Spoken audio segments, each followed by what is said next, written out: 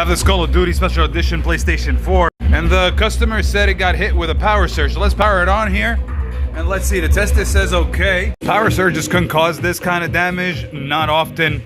Possible Ethernet port, according to the customer, or something else. Let's take it apart. It's disassembled, and I have the motherboard out here. It's a very clean system. Stick our multimeter in continuity mode and test some stuff. I didn't see any damage on the HDMI area. However, on the Ethernet port here, boom, we got a short on the data line. And I traced that data line directly into the south bridge here.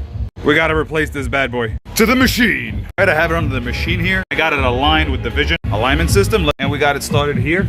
We're on the first phase. And that's a clean lift off right here. Remove the donor chip here, let's prep it. All right, we cleaned it up, it's time for the stencil. All right, we reballed it here. Nice. Let's clean this board. Okay, we cleaned up the board here. Added some flux and we're ready for the chip. All right, and we're back on the machine here. And we started the process once again. All right, I have enough pieces here connected. Let's power it on.